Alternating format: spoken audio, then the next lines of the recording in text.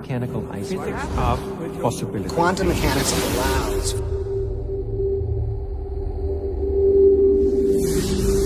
supreme mind. The brain is capable of millions of neural nets. Cascade of biochemical An emotional response. molecules. The brain does not know the difference between what it sees in its environment and what it remembers. We are running the holodeck. Whatever way we observe the world around us. So how can you continue to see the world as real if the self that is determining it to be real is intangible?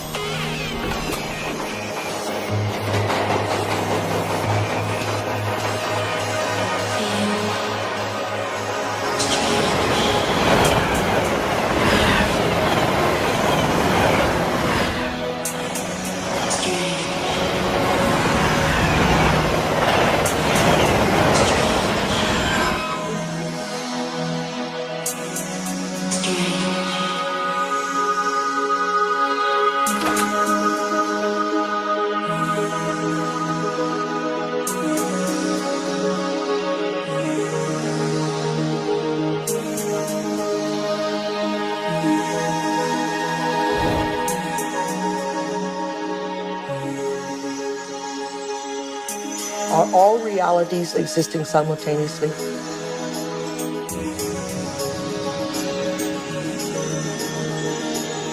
Is there a possibility that all potentials exist side by side?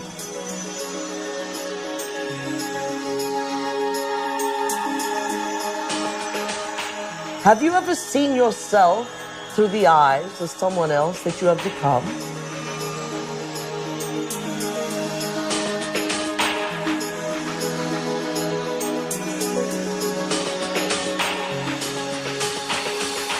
And looked at yourself through the eyes of the ultimate observer? Who are we? Where do we come from? What should we do? And where are we going? Why are we here? Well, that is the ultimate question, isn't it? What is reality? What I thought was unreal now, for me, seems in some ways to be more real than what I think to be real, which seems now more to be unreal. You can't explain it. And anybody who gets too lost and anybody who spends too much time trying to explain it is likely to get lost forever down the rabbit hole of mysteriousness. I think the more you look at quantum physics, the more mysterious and wondrous it becomes. Quantum physics, in very succinctly speaking, is a physics of possibilities. These are questions. These are addressing questions of how the world feels to us, of whether there's a difference between the way the world feels to us and the way it really is. Have you ever thought about what thoughts are made of? I think some of the things we're seeing with the children today is a sign that the culture is in the wrong paradigm and not appreciating the power of thought.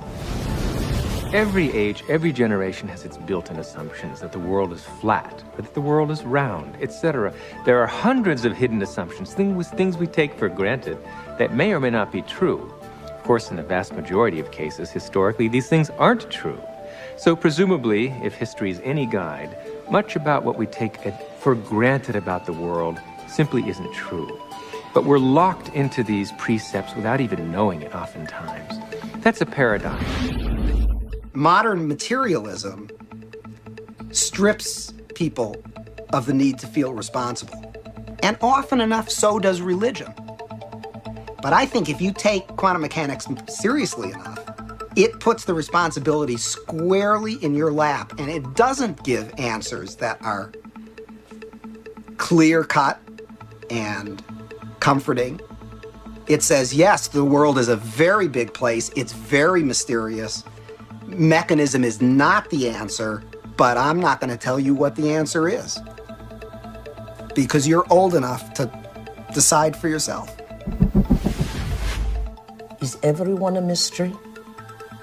Is everyone an enigma? They most certainly are. Asking yourself these deeper questions opens up new ways of being in the world. It brings in a breath of fresh air. It makes life more joyful. The real trick to life is not to be in the know, but be in the mystery.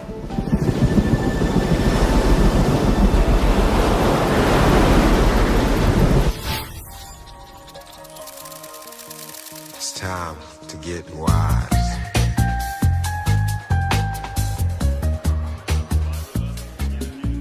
Why do we keep recreating the same reality? Why do we keep having the same relationships? Why do we keep getting the same jobs over and over again? In this infinite sea of potentials that exist around us, how come we keep recreating the same realities? Isn't it amazing that we have options and potentials that exist, but we're unaware of them? Is it possible that we're so conditioned to our daily lives, so conditioned to the way we create our lives, that we buy the idea that we have no control at all? We've been conditioned to believe that the external world is more real than the internal world. This new model of science says just the opposite. It says what's happening within us will create what's happening outside of us. There's a physical reality that is absolutely rock solid, and yet it only, if you want to put it this way, it only comes into existence when it bumps up against some other piece of physical reality. That other piece may be us, and of course we're partial to those moments, but it doesn't have to be either. It could be just some incidental rock comes flying along and interacts with this fuzzy mass of stuff, and sure enough, it provokes it into a particular state of existence. And there were philosophers in the past that said, look, if I kick a rock and I hurt my toe, that's real. I feel that, it feels real, it's vivid, and that means that it's reality. But it's still an experience, and it's still this person's perception of it being real. Scientific experiments have shown that if we take a person and hook their brains up to certain PET scans or computer technology and ask them to look at a certain object, and they watch certain areas of the brain light up, and then they've asked them to close their eyes and now imagine that same object. And when they imagine that same object, it produced the same areas of the brain to light up as if they were actually visually looking at it. So it caused scientists to back up and ask this question. So who sees then? Does the brain see? Or do the eyes see? And what is reality? Is reality what we're seeing with our brain? Or is reality what we're seeing with our eyes? And the truth is that the brain does not know the difference between what it sees in its environment and what it remembers, because the same specific neural nets are then firing. So then it asks the question, what is reality?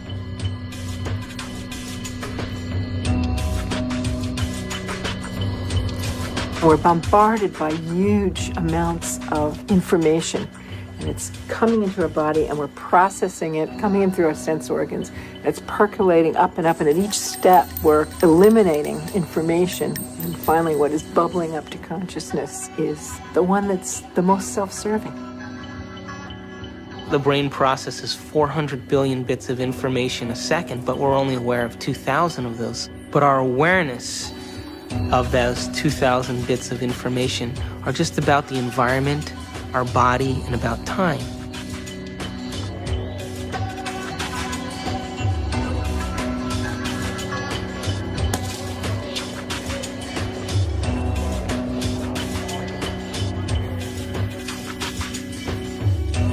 We're living in a world where all we see is the tip of the iceberg. The classical tip of an immense quantum mechanical iceberg. Hey, wow! You got a lot of shots to develop? No. Oh, bummer. Well, I'll catch you later.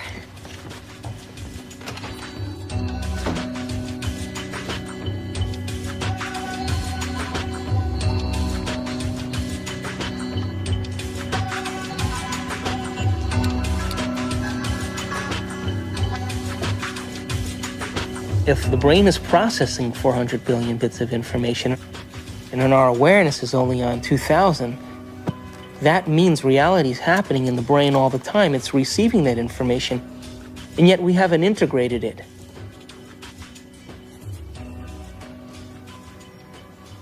The eyes are like the lens, but the tape that's really seeing is the back of the brain. It's called the visual cortex. It's right back here. It's like this camera, and it's tape. Did you know that the brain imprints what it has the ability to see? Now, this is important. For example,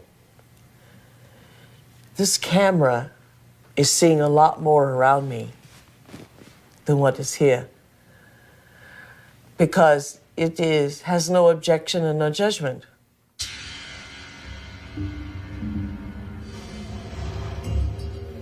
The only movie that's playing in the brain is what we have the ability to see. So is it possible our eyes, our cameras see more than what our brain has the ability to consciously project? Well, the way our brain is wired up, we only see what we believe is possible. We match patterns that already exist within ourselves through conditioning. So a wonderful story that I believe is true is that when the Indians, the Native American Indians on the Caribbean islands saw Columbus's ships approaching, they couldn't see them at all because it was so unlike anything they had ever seen before. They couldn't see it. When Columbus's armada landed in the Caribbean, none of the natives were able to see the ships, even though they existed on the horizon. The reason that they never saw the ships was because they had no knowledge in their brains or no experience that clipper ships existed. So the shaman starts to notice that there's ripples out in the ocean, but he sees no ship, but he starts to wonder what's causing the effect. So every day he goes out and looks and looks and looks, and after a period of time, he's able to see the ships. And once he sees the ships, he tells everybody else that ships exist out there because everybody trusted and believed in him. They saw them also.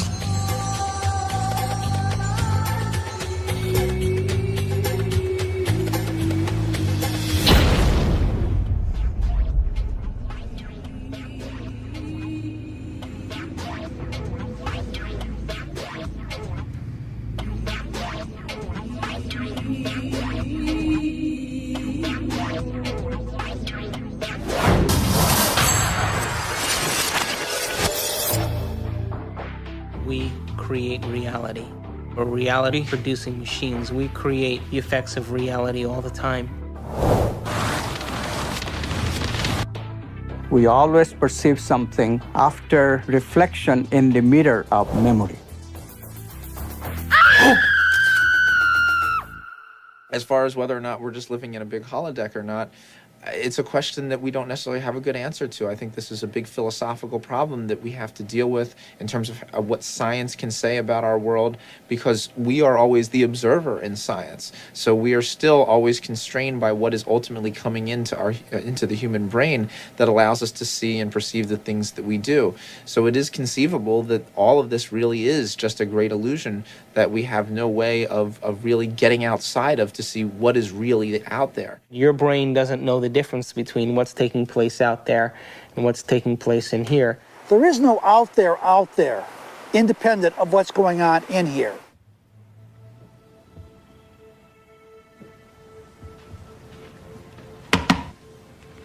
You okay? I heard you scream earlier. Was it another dream?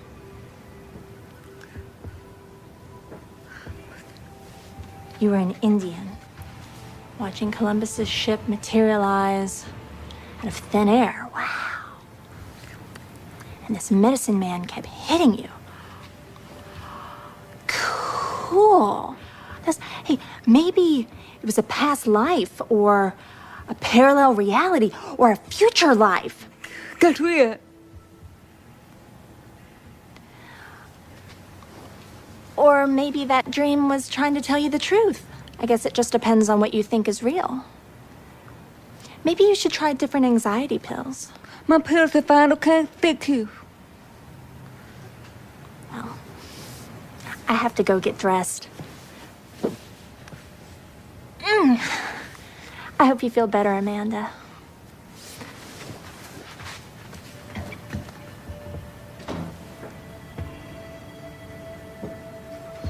God, Amanda, I could be such an asshole.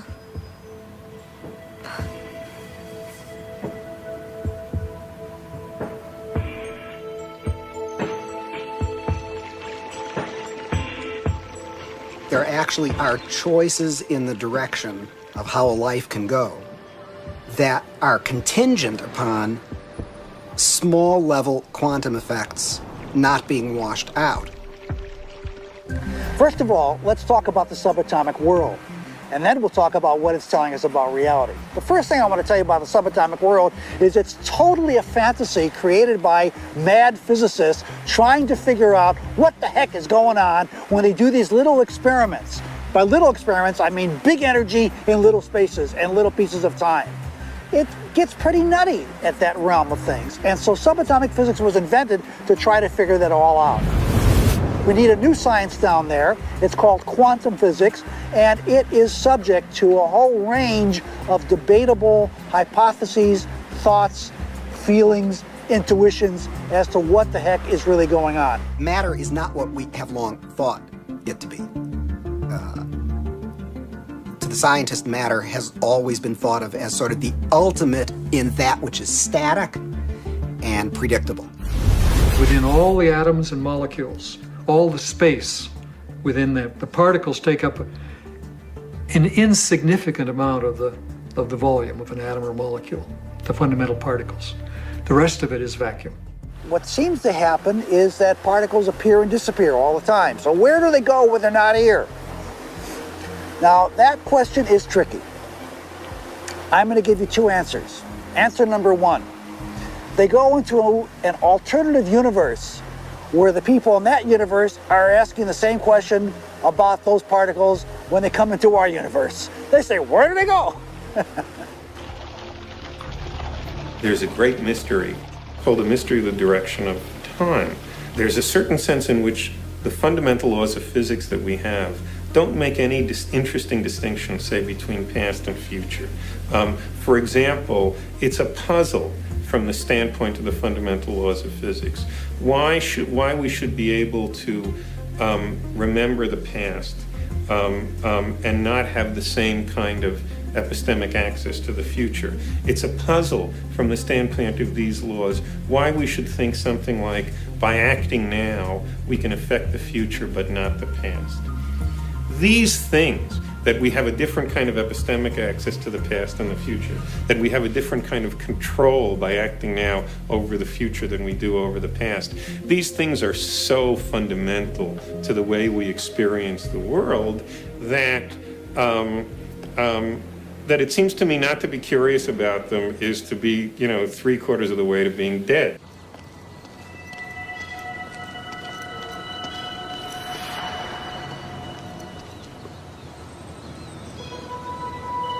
Want to shoot some hoops?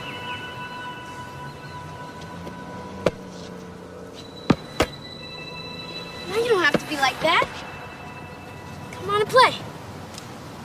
Look, he likes you. Don't you have time for a little one-on-one? How long has it been since you played? Come on, you got the ball. Take a shot. No, my lady, not from there. It's out of bounds. Gotta be on the court to be in play.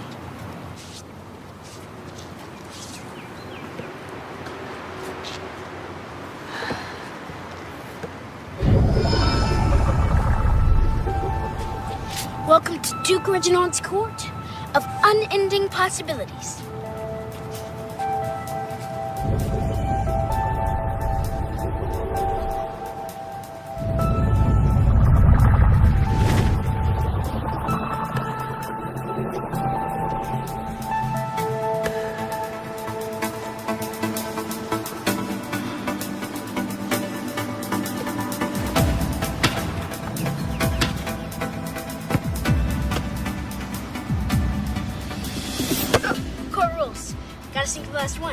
They're hard. never touched you. Right. And it's not solid. This ball is mostly empty. In fact, the universe is mostly empty.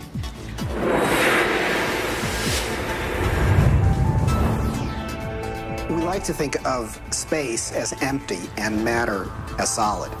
But in fact, there is essentially nothing to matter whatsoever. It's completely insubstantial. Take a look at an atom. We think of it as a kind of hard ball. Then we say, oh, well, no, not really. It's this little tiny point of really dense matter right at the center, surrounded by a kind of fluffy probability cloud of electrons popping in and out of existence. But then it turns out that that's not even right. Even the nucleus, which we think of as so dense, hops in and out of existence just as readily as the electrons do.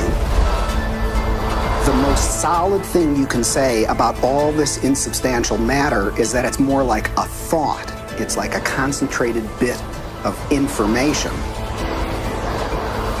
What makes up things are not more things, but what makes up things are ideas, concepts, information. And like I said, it never touches.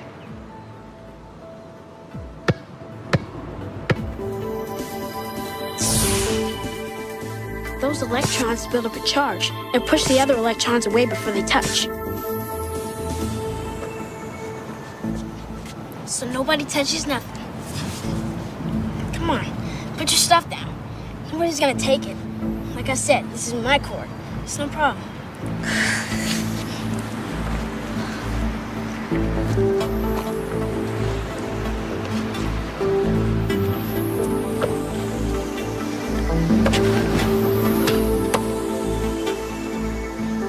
How long has it been? I'll be late. It's only in conscious experience that it seems that we move forward in time. In quantum theory, you can also go backwards in time. You can always go back in time.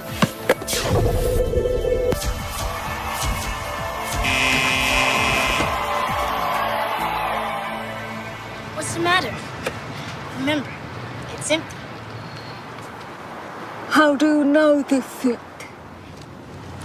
I read Dr. Quantum comics. Everybody thinks it's just kid stuff, but I know it's real.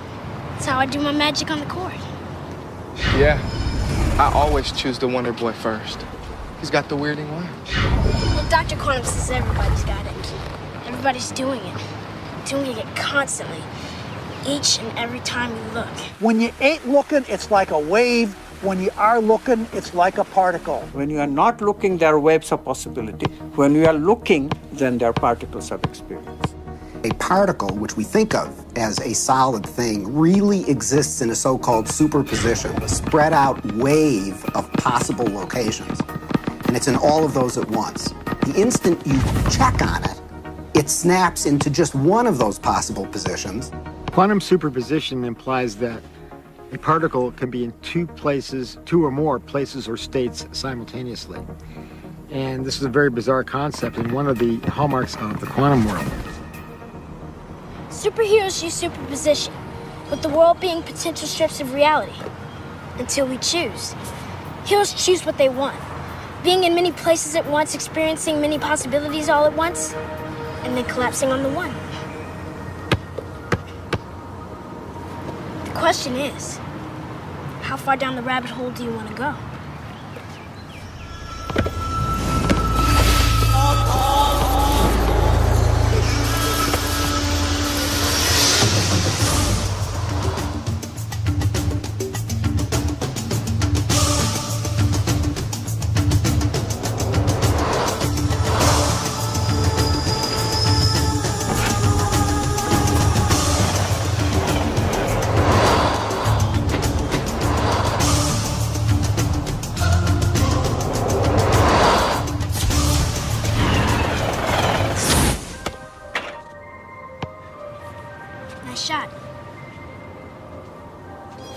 How can a system or an object be in two or more states at the same time? It's very easy. Instead of thinking of things as things, we all have a habit of thinking that everything around us is already a thing, existing without my input, without my choice. You have to banish that kind of thinking. Instead, you really have to recognize that even the material world around us, the chairs, the tables, the rooms, the carpet, camera included, all of these are nothing but possible movements of consciousness. And I'm choosing moment to moment out of those movements to bring my actual experience into manifestation. This is the only radical thinking that you need to do. But it is so radical, it's so difficult, because our tendency is that the world is already out there, independent of my experience. It is not. Quantum physics has been so clear about it. Heisenberg himself, co-discoverer of quantum physics, said atoms are not things. They are only tendencies. So instead of thinking of things, you have to think of possibilities. They're all possibilities of consciousness. You now can see in numerous labs around the United States objects that are large enough to be seen by the naked eye, and they are in two places simultaneously. And you can actually take a photograph of that. Now, I suppose if you showed a photograph, they'd say, oh, great, here's this nice blob of colored light, and I see there's a bit of it over here, and another bit of it. So you got a picture of two dots. What's the big deal? And if so, well, look right in the chamber. You can see it right there. Oh, I see two things there. You say, no, that's not two things. That's one thing. It's the same thing in two places. I'm not sure that people's jaw would drop about it, because I don't think people really believe it. And I don't mean that people say, oh, you're lying, or, oh, the scientists are confused. I think it is so mysterious that you can't even understand how amazing it is. And then furthermore, you've seen Star Trek and whatnot. Beam me up, Scotty. So it all seems sort of, oh, well, what does that really mean? But you've got to really stop and think about what that means, that it's the same object and it's in two places at once. And people tinker in the lab and they get angry about things and they have lunch and they go home and they lead their lives just as though nothing utterly astounding is happening, because, of course, that's how you have to go about it. And yet there is this completely amazing magic sitting right in front of your eyes. Quantum physics calculates only possibilities. But if we accept this, then the question immediately comes, what chooses among these possibilities to bring the actual event of experience? So we immediately see that consciousness must be involved.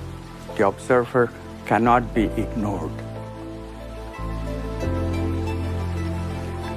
We know what an observer does from a point of view of quantum physics, but we don't know who or what the observer actually is. Doesn't mean we haven't tried to find an answer. We've looked. We've gone inside of your head. We've gone into every orifice you have to find something called an observer, and there's nobody home. There's nobody in the brain. There's nobody in the cortical regions of the brain. There's nobody in the subcortical regions or the limbic regions of the brain. There's nobody there called an observer. And yet we all had this experience of being something called an observer, observing the world out there. Is this the observer, and which is so intricate to understanding the wacky, weird world of quantum particles and how they react? Is this, then, the observer? In my modeling, the observer is the spirit inside the four-layered bio-body suit. And so it's like the ghost in the machine. It is the consciousness that's driving the vehicle. And it is observing the surround. The four layers of the bio-body suit have all kinds of sensory systems to pick up signatures from the surround.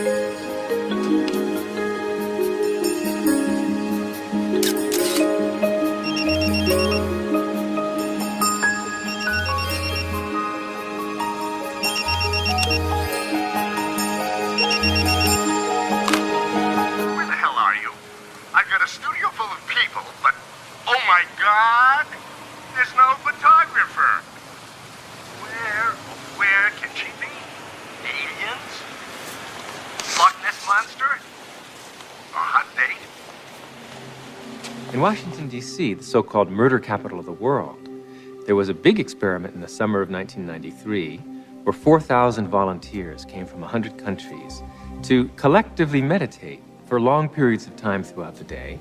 It was predicted in advance that with such a sized group, you would have a 25% drop in violent crime, as defined by the FBI, in Washington that summer. Well, the chief of police went on television saying that, look, it's going to take 2 feet of snow to reduce crime by 25% in Washington, D.C. this summer. But by the end, the police department became a collaborator and author of this study because the results, in fact, showed a 25% drop in violent crime in Washington, D.C., which we could predict on the basis of 48 previous studies that had already been done on a smaller scale. This leads naturally to wonder, are people affecting the world of reality that they see? You betcha they are. Every single one of us affects the reality that we see, even if we try to hide from that and play victim. We all are doing it. Just tell me where you are. Good. But hurry, will you please, because these models are giving me a headache. 10 minutes.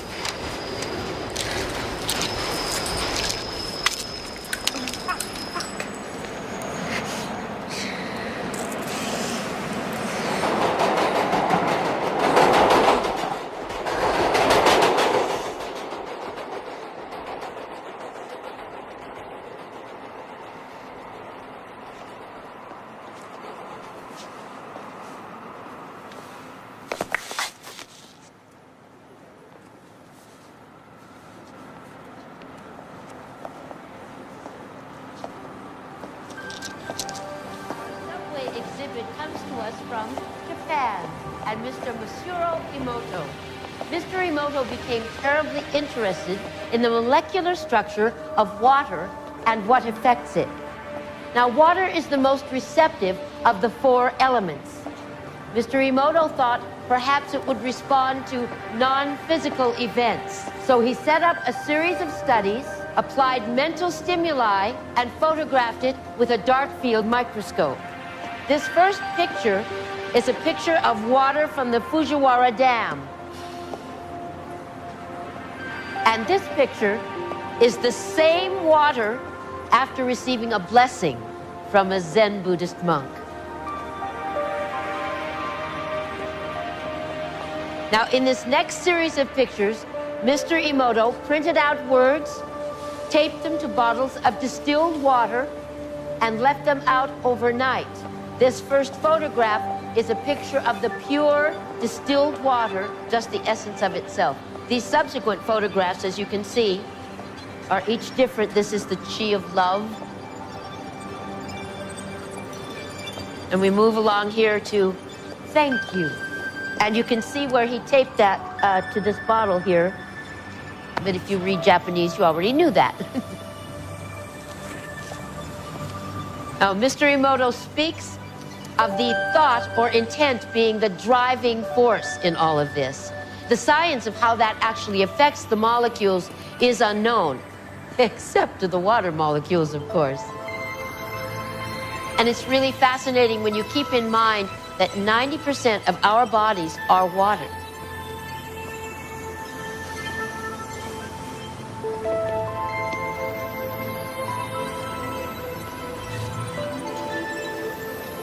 Makes you wonder, doesn't it? If thoughts can do that to water, imagine what our thoughts can do to us.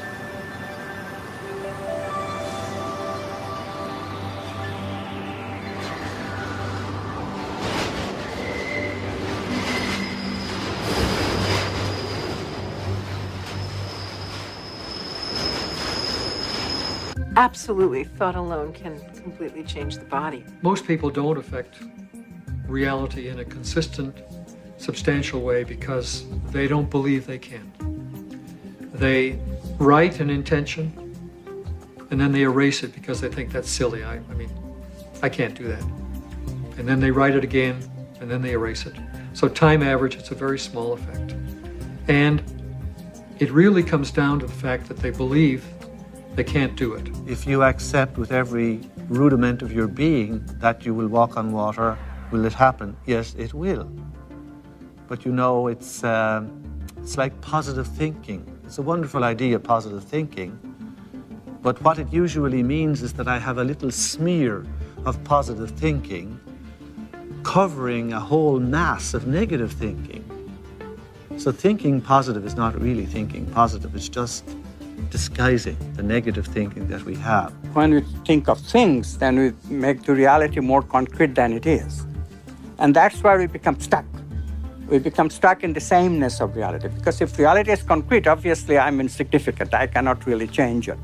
But if reality is my possibility of consciousness itself, then immediately comes the question of how can I change it? How can I make it better? How can I make it happier?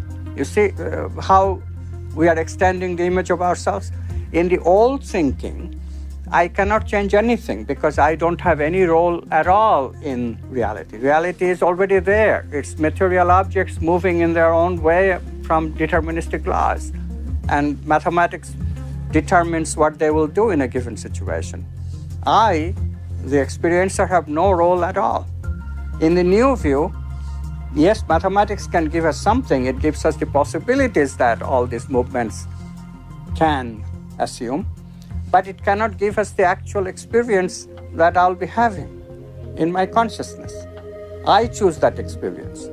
And therefore, literally, I create my own reality. It may sound like a tremendous bombastic claim by some new agey without any understanding of physics whatsoever, but really quantum physics is telling us that.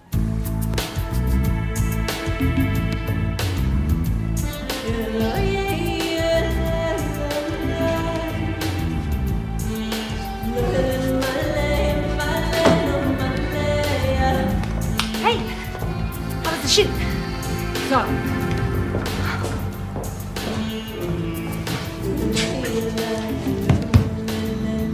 Your boss called.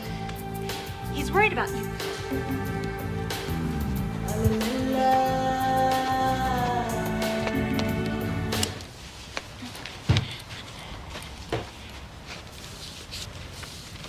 Amanda, I want to thank you for letting me stay here. I know I'm a bit much sometimes and that it's been tough after Bob and all. And you've just been so wonderful. I mean, I make a mess and, well, I clean up afterwards, but it's not really your style. Sometimes I think you make me sane. Me? The day I make someone sane, they're in trouble. Anyway, I made you something as a thank you gift.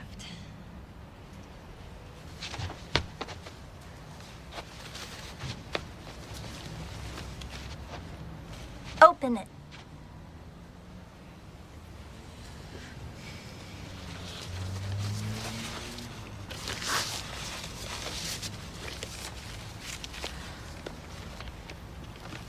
I went through your pictures and picked my favorite ones. And it took me forever because there's so many good ones.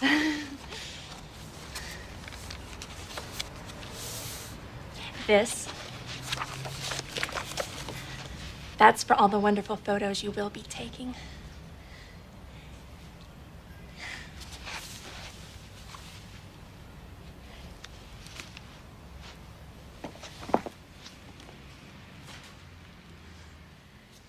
Oh. I've had a strange day. Thank you.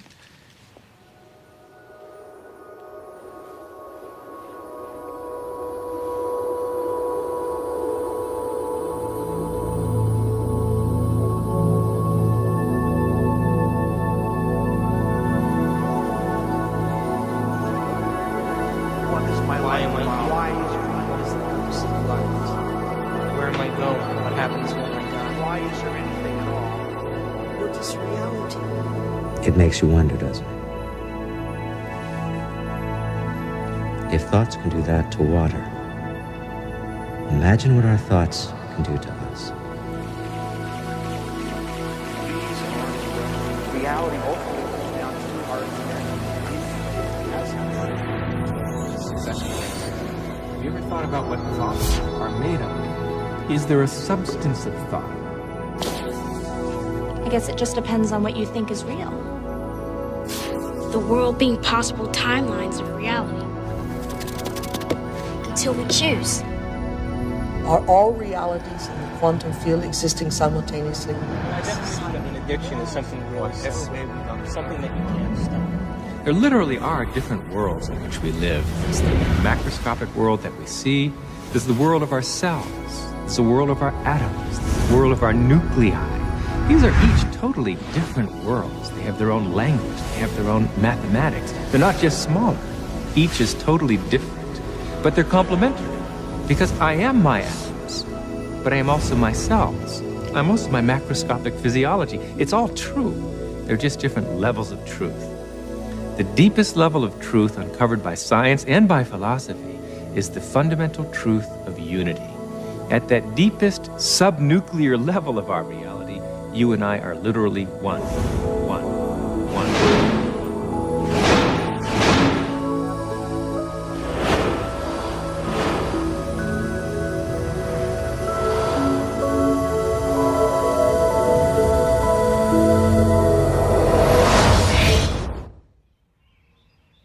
I wake up in the morning and I consciously create my day the way I want it to happen. Now, sometimes, because my mind is examining all the things that I need to get done, it takes me a little bit to settle down and get to the point of where I'm actually intentionally creating my day. But here's the thing, when I create my day, and out of nowhere, little things happen that are so unexplainable, I know that they are the process or the result of my creation. And the more I do that, the more I build a neural net in my brain that I accept that that's possible. It gives me the power and the incentive to do it the next day. In addiction, we have a supreme, beautiful opportunity to decipher the difference between our intangibility of our nobleness of character and the day-to-day business of how that character is revealed in a three-dimensional world through our bodies.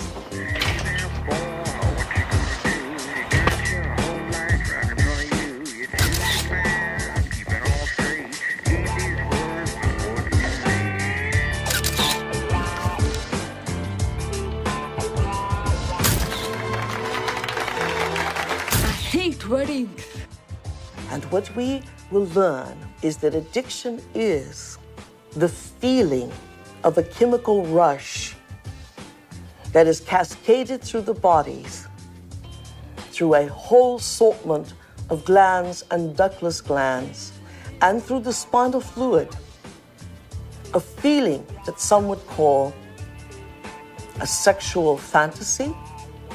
It only takes one sexual fantasy for a man to have a hard-on. In other words, it only takes one thought here for a man to have an erection in his member. And yet, there was nothing outside of him that gave him that. It was what was within him that gave him that. Oh, hey, Amanda, I didn't know you were there. Guilty. A wedding. Come on, blink. This is a good assignment, if you'd see it that way. What to see? I do.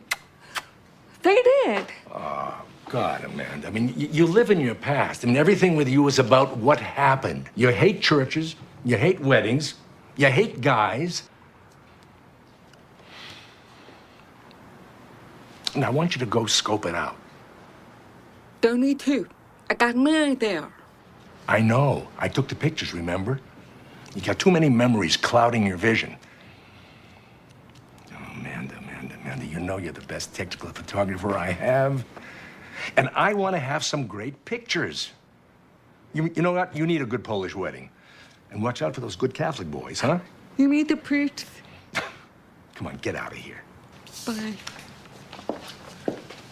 When I was younger, I had lots of ideas about what God was. And now I realize I'm not conscious enough to truly understand what that concept means.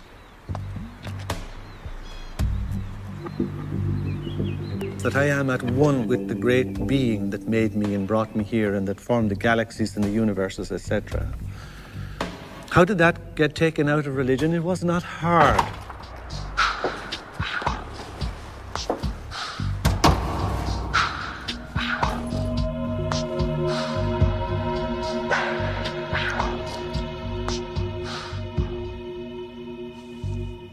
Most of the problems that religion and the various philosophical movements down through the centuries have produced have been errors because that's where they started. That God is a distinct, separate being from us, to whom I must offer worship, whom I must cultivate, humor, please, and hope to attain a reward from at the very end of my life. That is not what God is.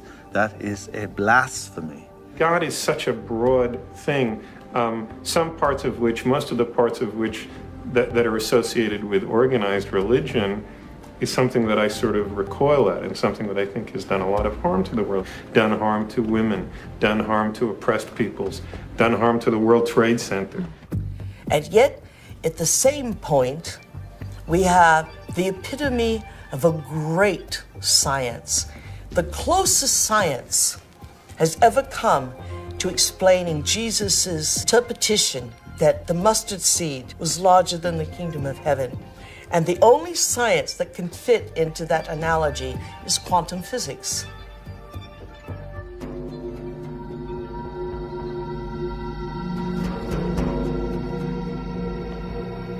Now, we have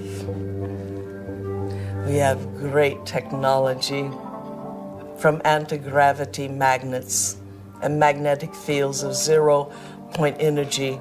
We have all that, and we still have this ugly, superstitious, backwater concept of God.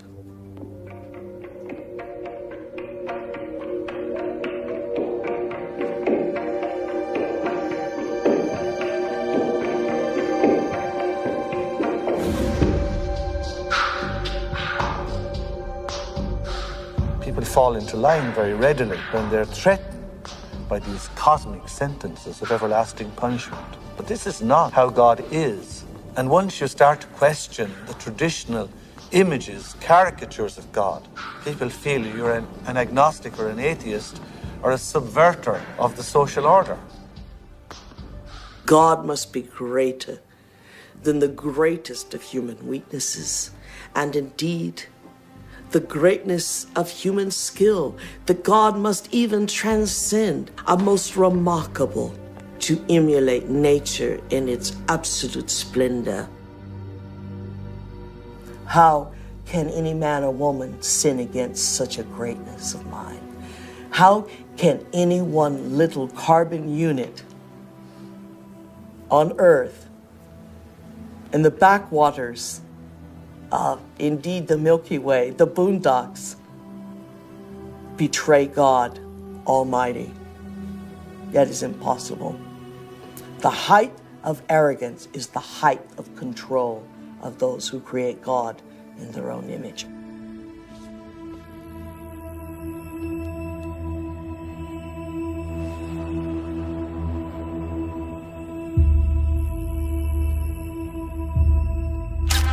I now present to you Mr. and Mrs. Richard Buck Filipowski.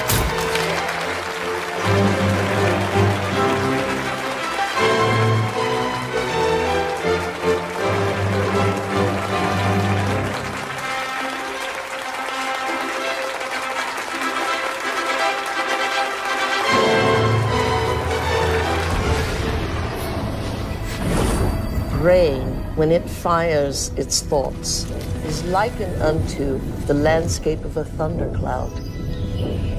And the synaptic cleft is the sky between the storm and the earth receptor site. And you see this foreboding dark cloud boiling in the sky. And you see electrical impulses moving through it veins of electric light, and then you see it hit the ground. The brain looks like a thunderstorm when it is presenting a coherent thought. So no one has ever seen the thought. What they do see in neurophysics is that they see a storm raging around different quadrants of the brain. Those are areas that are mapped in the body and what the person must be responding to. A holographic image. Rage, murder, hate, compassion, love. The brain does not know the difference between what it sees in its environment and what it remembers, because the same specific neural nets are then firing. The brain is made up of tiny nerve cells called neurons. These neurons have tiny branches that reach out and connect to other neurons to form a neural net. Each place where they connect is integrated into a thought or a memory. Now, the brain builds up all its concepts by the law of associative memory.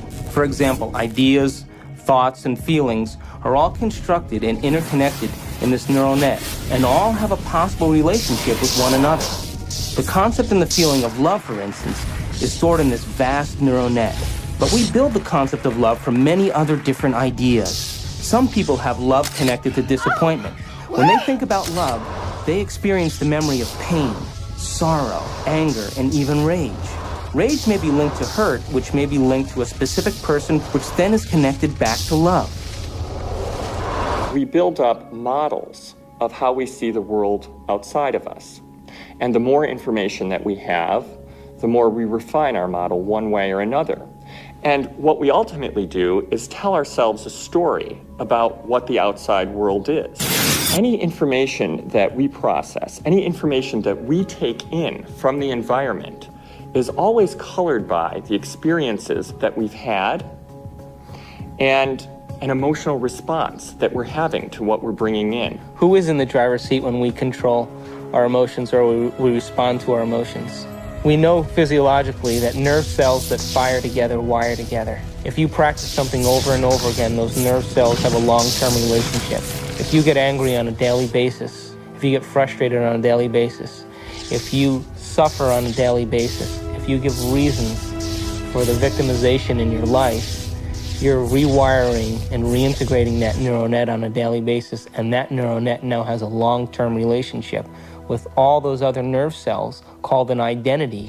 We also know that nerve cells that don't fire together no longer wire together. They lose their long-term relationship because every time we interrupt the thought process that produces a chemical response in the body, every time we interrupt it, those nerve cells that are connected to each other start breaking the long-term relationship. When we start interrupting and observing, not by stimulus and response and that automatic reaction, but by observing the effects it takes, then we are no longer the body, mind, conscious, emotional person that's responding to its environment as if it is automatic.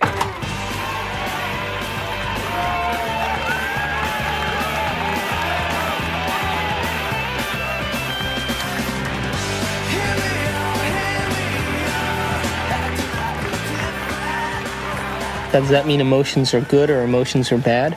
No, emotions are designed so that it reinforces chemically something into long-term memory. That's why we have them. All emotion is holographically imprinted chemicals. The most sophisticated pharmacy in the universe is in here. There's a part of the brain called the hypothalamus. And the hypothalamus is like a little mini factory, and it is a place that assembles certain chemicals that match certain emotions that we experience. Those particular chemicals are called peptides. They're small chain amino acid sequences. The body's basically a carbon unit that makes about 20 different amino acids all together to formulate its physical structure.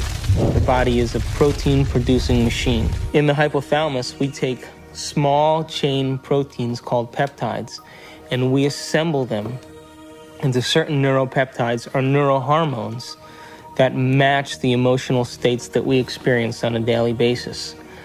So there's chemicals for anger, and there's chemicals for sadness, and there's chemicals for victimization. There's chemicals for lust. There's a chemical that matches every emotional state that we experience. And the moment that we experience that emotional state in our body or in our brain, that hypothalamus will immediately assemble the peptide that then releases it through the pituitary into the bloodstream. The moment it makes it into the bloodstream, it finds its way to different centers or different parts of the body. Now, every single cell in the body has these receptors on the outside. And one cell can have thousands of receptors studying its surface, kind of opening up to the outside world. And when a peptide docks on a cell, it literally, like a key going into a lock, sits on the receptor surface and attaches to it and kind of moves the receptor, and kind of like a doorbell buzzing, sends a signal into the cell. It's party time!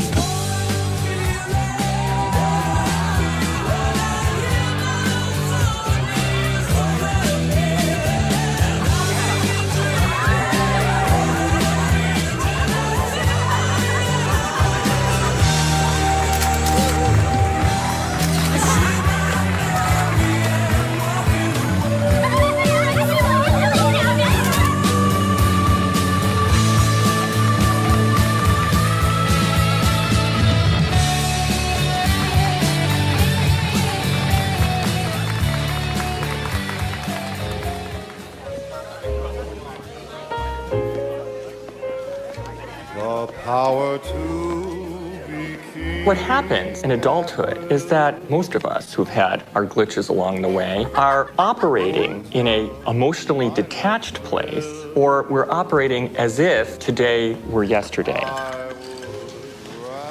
What is it? Mixed.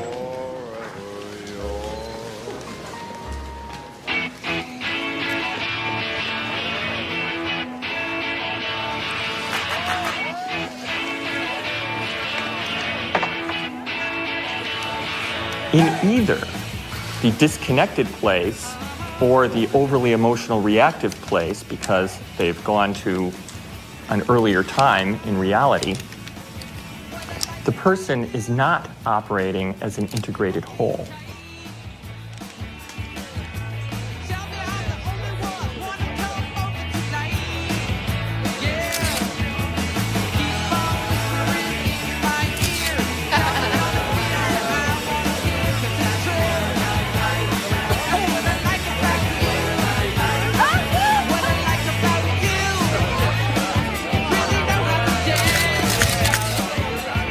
Along the outside of the cell are these billions of receptor sites that are really just receivers of incoming information. A receptor that has a peptide sitting in it changes the cell in many ways. It sets off a whole cascade of biochemical events, some of which wind up with changes in the actual nucleus of the cell.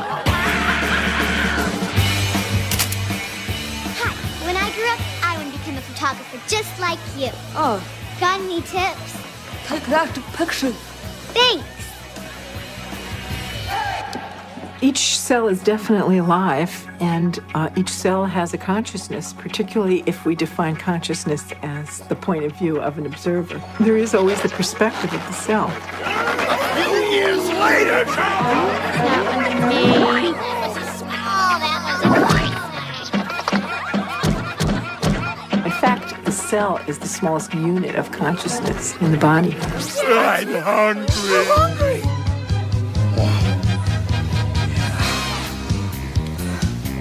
Oh, yeah! We've commandeered an entire serving planet!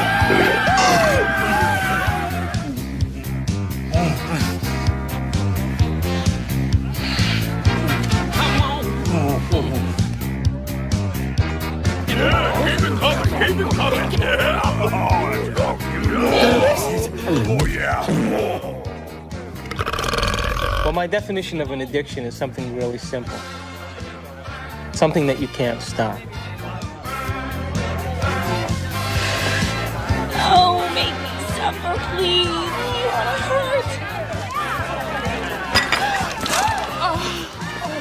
We bring to ourselves situations that will fulfill the biochemical craving of the cells of our body by creating situations that meet our chemical needs. It always happens to me. Why? Every day.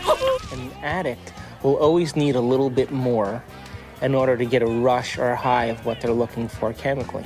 Don't tell me to calm down. You're always bossing me around. So my definition really means that if you can't control your emotional state, you must be addicted to it. Oh, I knew this was gonna happen. That's not what we agreed upon. You're not going to screw me. Why don't you read the contract, You dear? won't do anything about it, so I No, will. no, ma'am. Don't dip your half-eaten shrimp back into the cocktail sauce. Screw you and your health codes. I am the bride's sister. I'll stick my ass in the cocktail sauce if I damn well please. Come on. I want you to get out there and serve and make sure everybody has a full glass. Fun, fun, fun. Listen, you won't do anything about it, so you are not Just like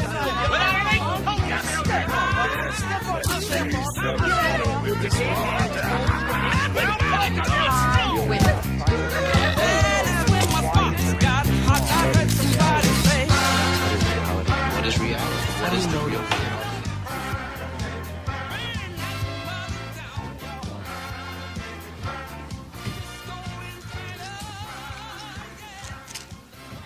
So how can anyone really say they're in love with a specific person, for example?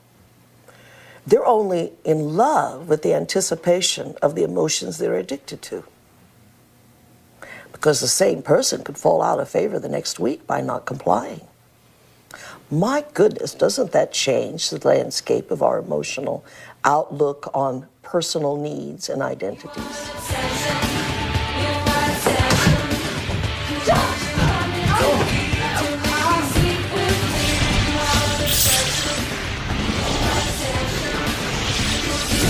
Oh, yeah. Come here.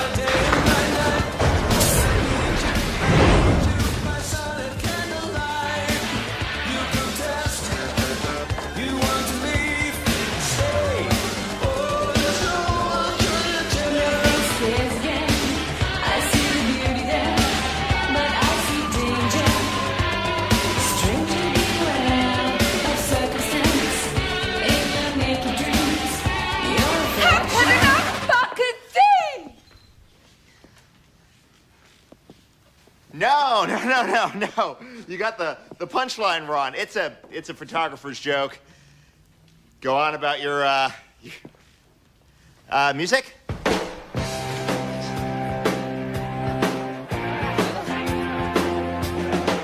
Are you okay? Right, and I've done that funky some good. When? Just now. I was with the groom. Hey, I can read it. I'm sorry. I was with the groom just now. Yeah, he loves Paulette. Where?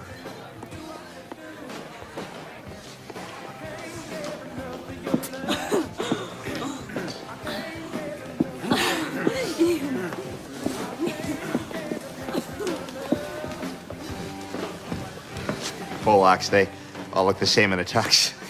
You're not Polish. Hi. Thanks. Here.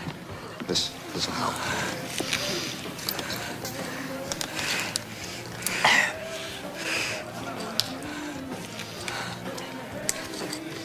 Oh, thank you. No problem. That was in my mouth. Forget it.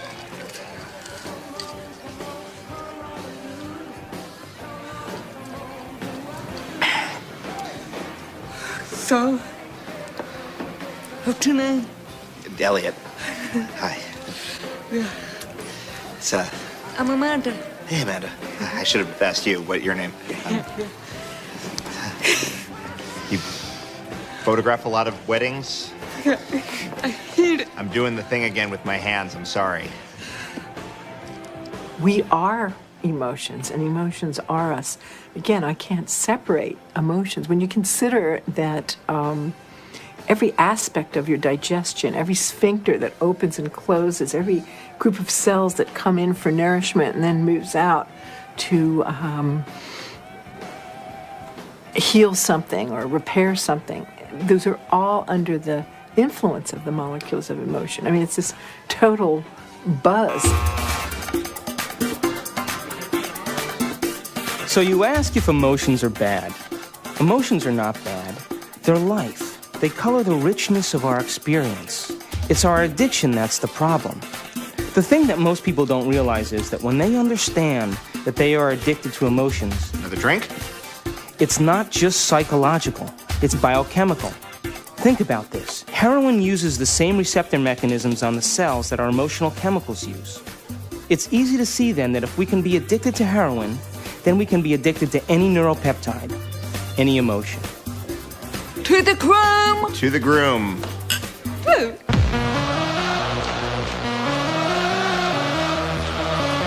What's up, guys? What's up, man? Hello. What do we need?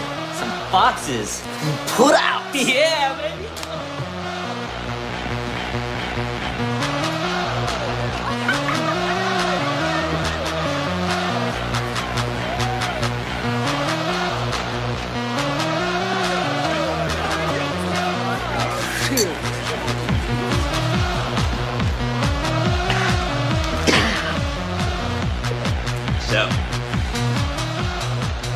The relevant search command that's going on is related to finding a certain emotional state. I mean, we can't even direct our eyes without having an emotional aspect to it.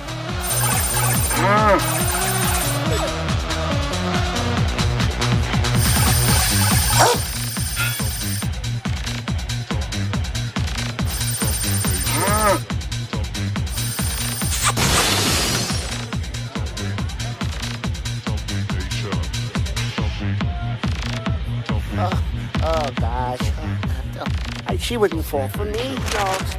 Oh, mama! Woo! What the hell are you waiting for? Come on, you little pussies! Jeez, I can't believe you guys! What are you? Ooh, come on, just get the hell out of the way! Hi there, honey! Come on, baby, you know you want it. Oh, don't give me that look.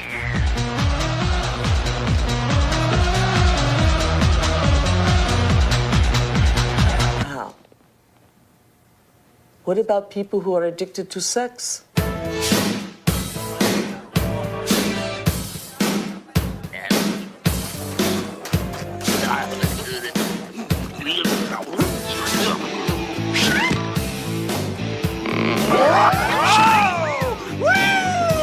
Hello there, big boy. Is there a rocket in your pocket, or are you just happy to see me?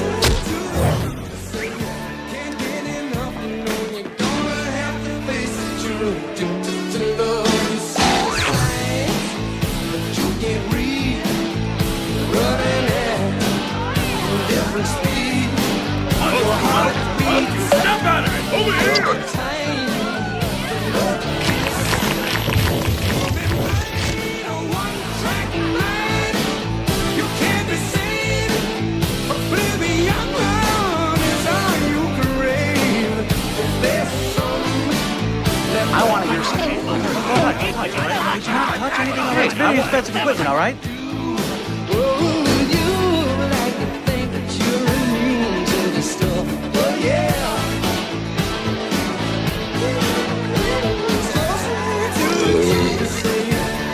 Some polka music, okay? I'm gonna play These people want to hear some polka we're gonna music. play some You polka can't music. have a Polish wedding without polka music!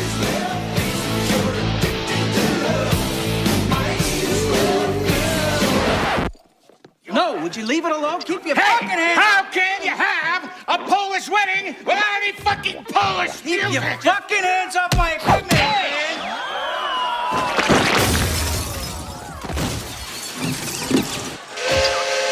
Like I said before, it ain't a Polish wedding without a polka!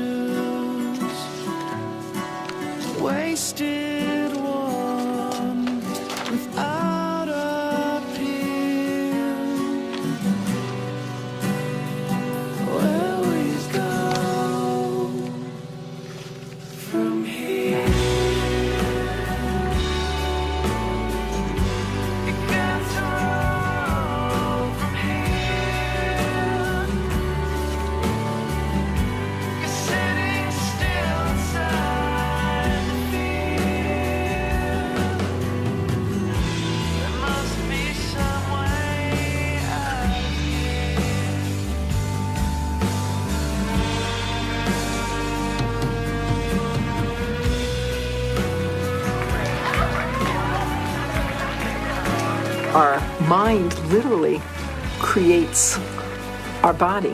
So it all starts in the cell. The cell is a protein-producing machine, but it gets its signal from the brain. One of the things about receptors is they change in their sensitivity. If a given receptor for a given drug or internal juice is being bombarded for a long time at a high intensity, it will literally shrink up.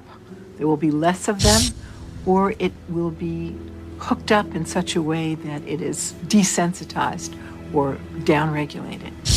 So the same amount of drug or internal juice will elicit a much smaller response.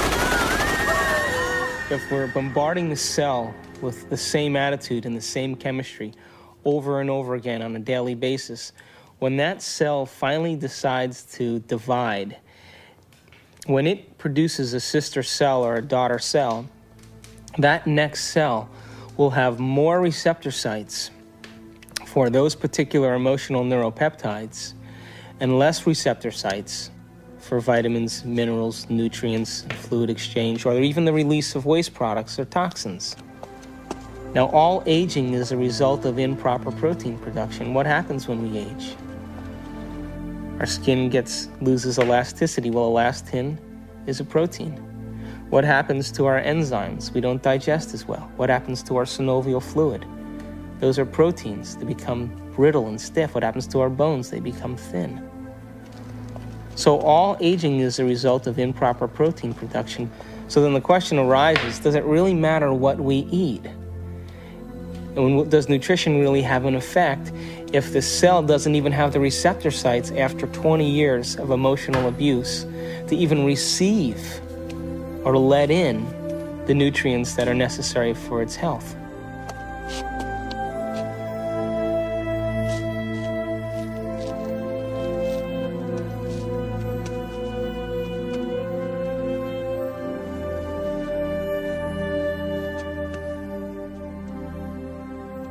Okay, guys, it's time for a course correction on our trajectory along the path of our adventure. And that course correction is the movement to a new paradigm, just an expansion of the old, just as the universe is larger than we thought it was in our modeling. And it's always larger than we think it is.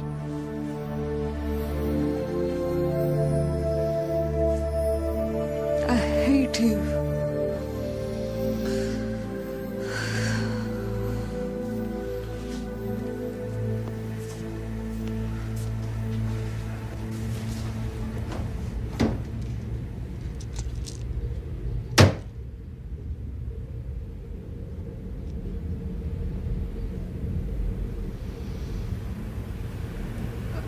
Hate you.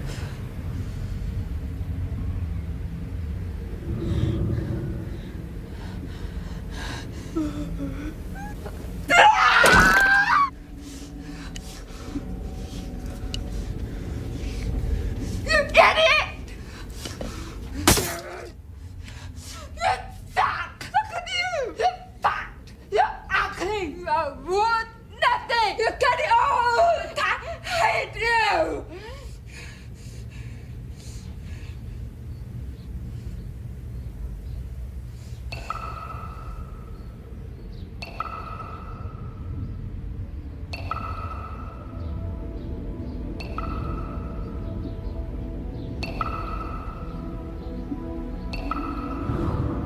It makes you wonder, doesn't it? If thoughts can do that to water, imagine what our thoughts can do to us.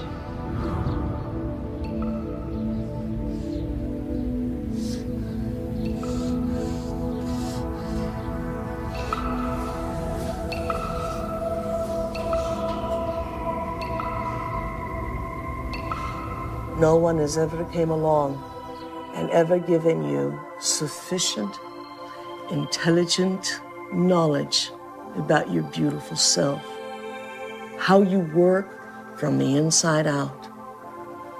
Why do you have addictions? Because you have nothing better. You have dreamt of nothing better because no one has ever taught you how to dream better.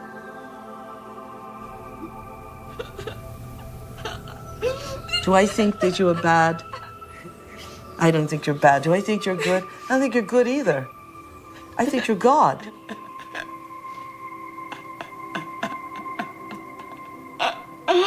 In general, the field of psychiatry really doesn't allow for enough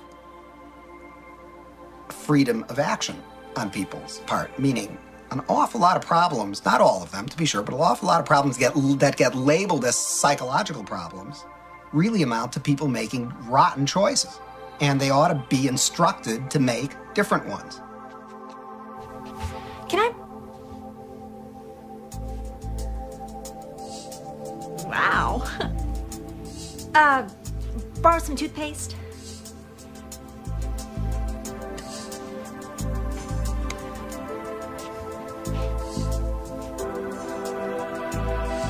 Thanks!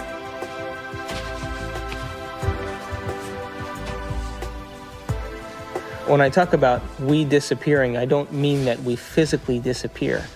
What I mean is that we move out of the area of the brain that has to do with our personality, that has to do with our association to people, our association to places, our association to things and times and events. We don't exist in the associative centers in our brain that reaffirms our identity and reaffirms our personality. For the average person in the world who lives life and considers their life boring or uninspiring is because they've made no attempt to gain knowledge and information that will inspire them. They're so hypnotized by their environment through the media, through television, through people living and creating ideals that everybody struggles to become, that no one can actually become in terms of physical appearance and definitions of beauty and valor that are all illusions, that most people surrender and live their life in mediocrity. And they may live that life, and the soul may never really, their desire may never really rise to the surface, so they may want to be something else. But if it does rise to the surface, and they ask themselves if there is something more, or why am I here? What is the purpose of life? Where am I going? What happens when I die? They start to ask those questions. They start to flirt and interact with the perception that they may be having a nervous breakdown. And in reality, what they're doing is that their old concepts of how they viewed their life in the world start to fall apart.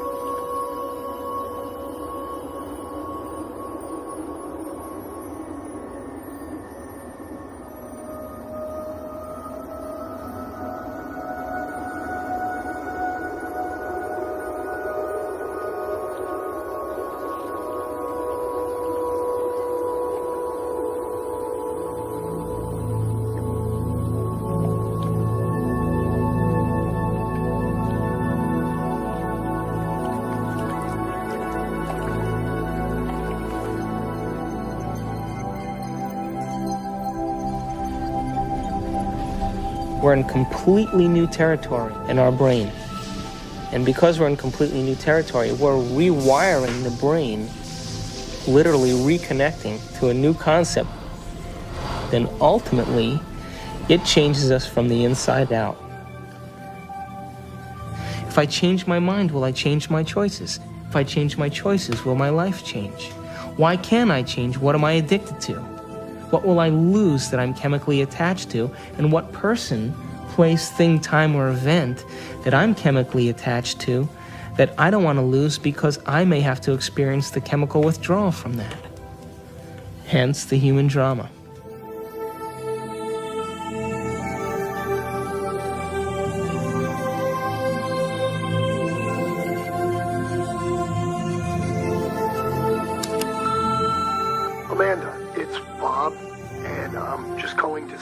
I hope that you can come tonight. I really want to see you. I really want to talk to you. I know we can work things out.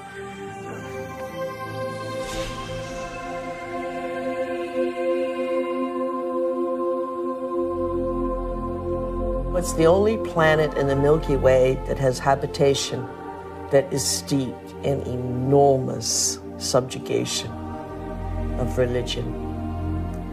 You know why that is? Is because people have set up right and wrong. If I do this, I'm going to get punished by God. If I do the other thing, I'm going to get rewarded. This is a really poor description that tries to map out a path in life for us to follow. but with deplorable results, because there really is no such thing as good or bad. We're judging things far too superficially that way.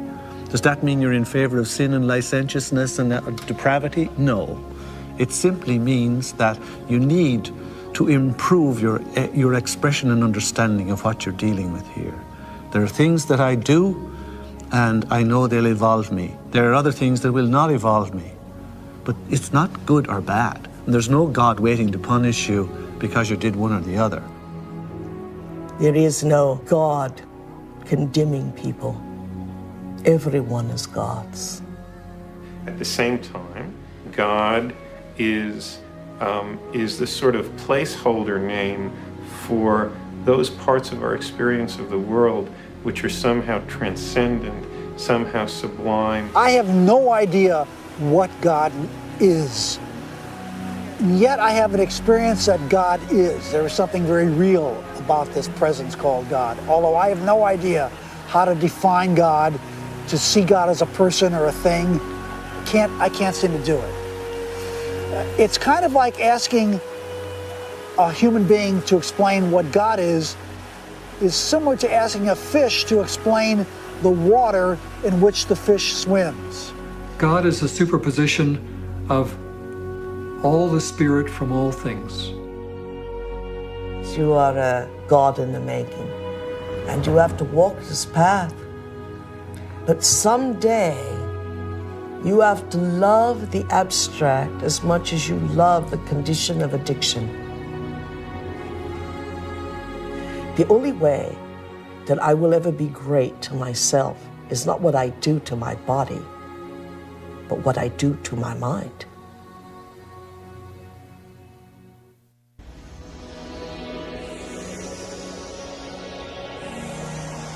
So if we're consciously designing our destiny, and if we're consciously, from a spiritual standpoint, throwing in with the idea that our thoughts can affect our reality or affect our life, because reality equals life, then I have this little pact that I have when I create my day. I say I'm taking this time to create my day, and I'm infecting the quantum field. Now, if is in fact the observers watching me the whole time that I'm doing this, and there is a spiritual aspect to myself, then show me a sign today that you paid attention to any one of these things that I created, and bring them in a way that I won't expect. So I'm as surprised at my ability to be able to experience these things and make it so that I have no doubt that it's come from you.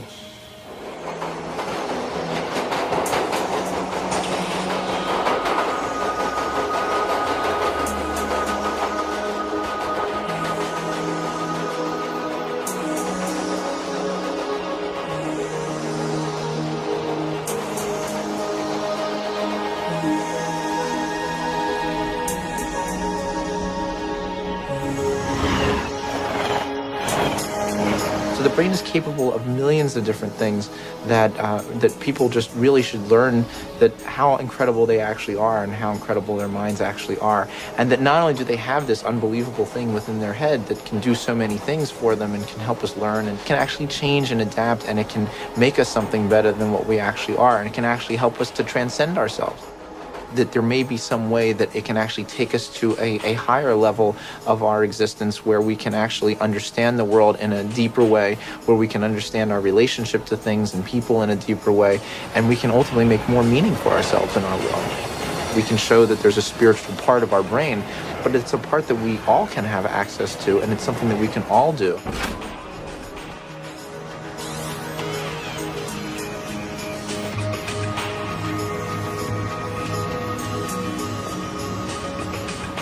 We have to formulate what we want and be so concentrated on it and so focused on it and have so much of our awareness of it that we lose track of ourselves. We lose track of time. We lose track of our identity. And the moment we become so involved in that experience that we lose track of ourselves, we lose track of time, that picture is the only picture that's real. And everybody's had that experience when they've made up their mind that they've wanted something. That's quantum physics in action. That's manifesting reality. That's the observer in full effect. Your consciousness influences others around you. It influences material properties. It influences your future. You are co-creating your future.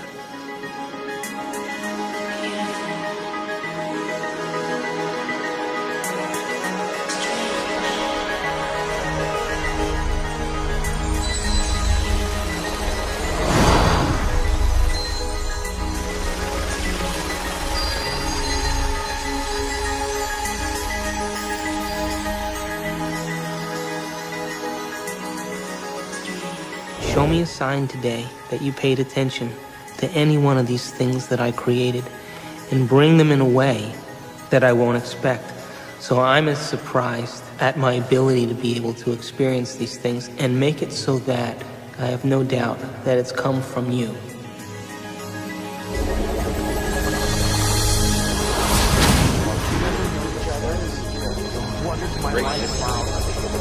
Consciousness is related to something fundamental.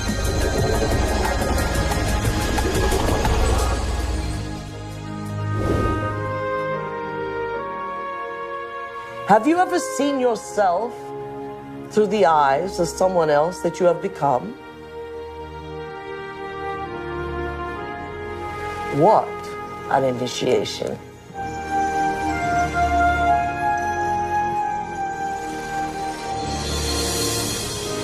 Have you ever stopped for a moment and looked at yourself through the eyes of the ultimate observer?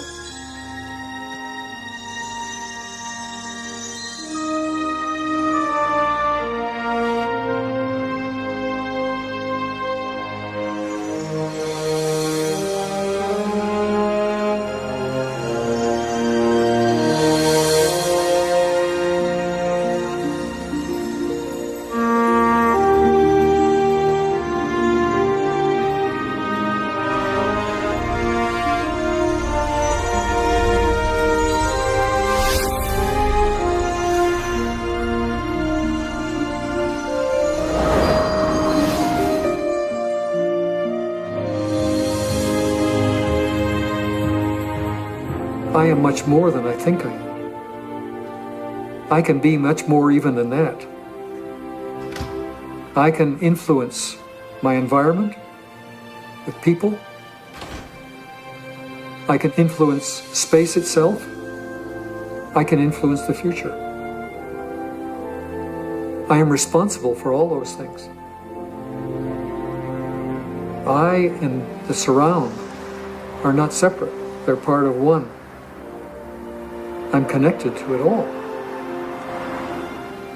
I'm not alone.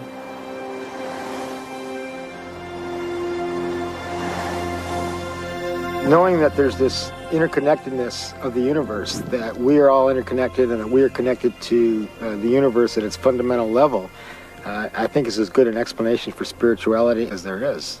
It is my belief that our purpose here is to develop our gifts of intentionality and learn how to be effective creators. We are here to be creators.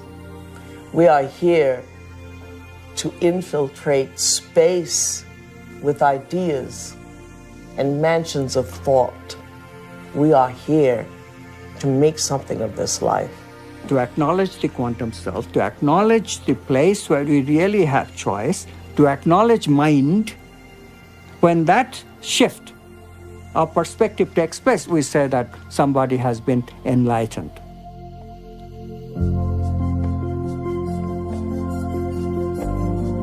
Quantum mechanics allows for the intangible phenomenon of freedom to be woven into human nature. Quantum physics, very succinctly speaking, is a physics of possibilities. It opens fundamentally the question of whose possibilities and who chooses from these possibilities to give us the actual event of experience. The only answer that is satisfactory, both logically and meaningfully, is the answer that consciousness is the ground of all being. We must pursue knowledge without any interference of our addictions. And if we can do that, we will manifest knowledge in reality, and our bodies will experience it in new ways, in new chemistry, in new holograms, new elsewheres of thought, beyond our wildest dreams. All of us one day will reach the level of the avatars that we have read about in history, the Buddhas and the Jesus. Welcome to the kingdom of heaven, without judgment, without hate, without testing, without anything. That we simply are has allowed this reality we call real, from the power of intangibility, to pull out of inertness action, chaos, and hold it into its form, and we call it matter.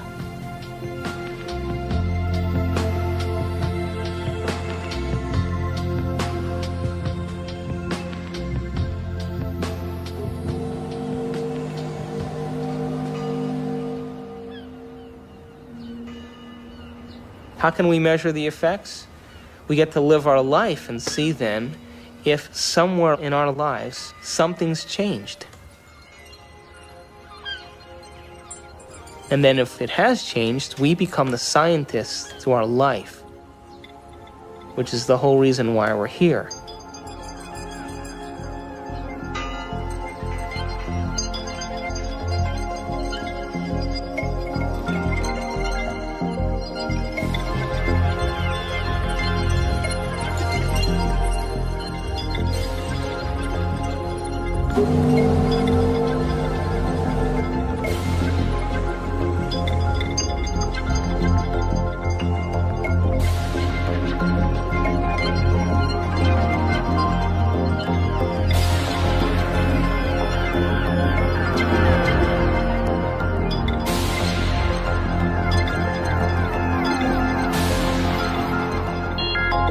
Don't just take it at face value. Test it out and see whether it's true.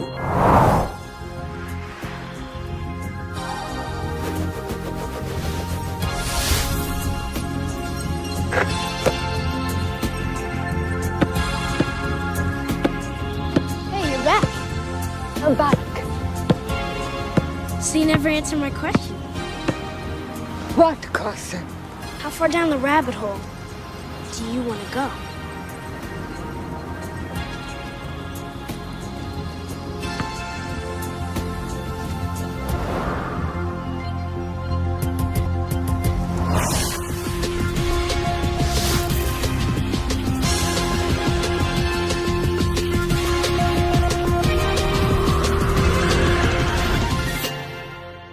Ponder that for a while.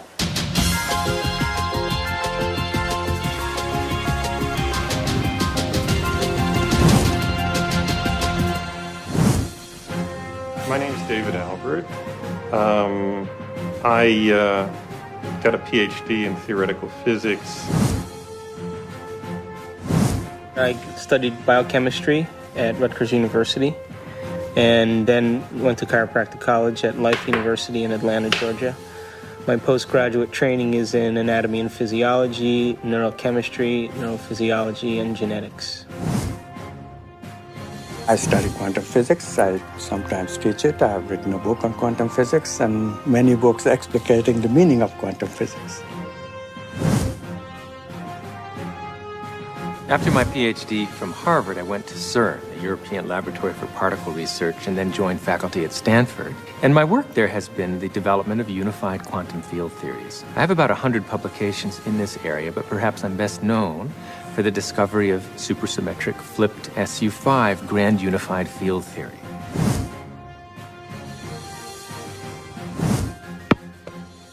I make my living as an anesthesiologist, and every day as I put my patients to sleep, I kind of wonder where they go and why they're there in the first place. And that's one of the reasons that attracted me to anesthesia and the study of consciousness.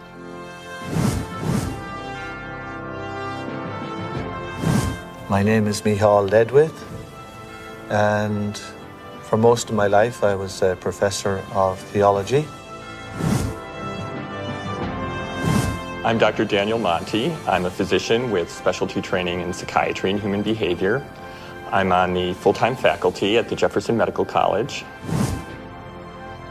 I actually got very interested in studying this whole topic of the brain and spirituality because it had to do with a lot of the questions that I was asking ever since I was a child about reality and how we understood truth and what was real. And as I grew up and as I realized that while spirituality was, in some senses, a very important part of trying to find those answers, science also was a very crucial part. And I was ultimately looking for some way of bringing those two forces together.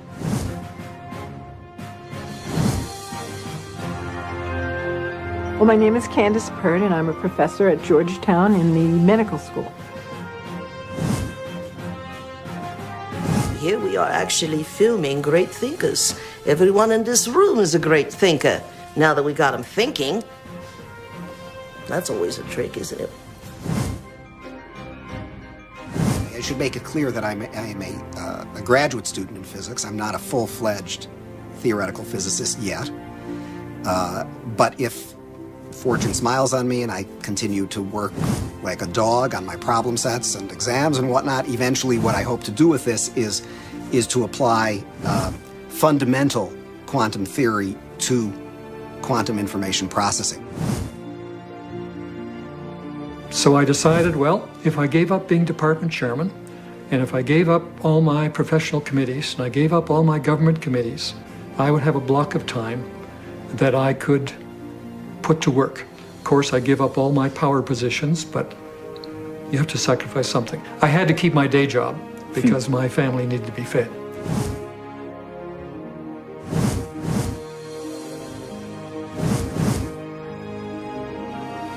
I presume that you're asking me how scientists can sound this wacko because I must be sounding wacko.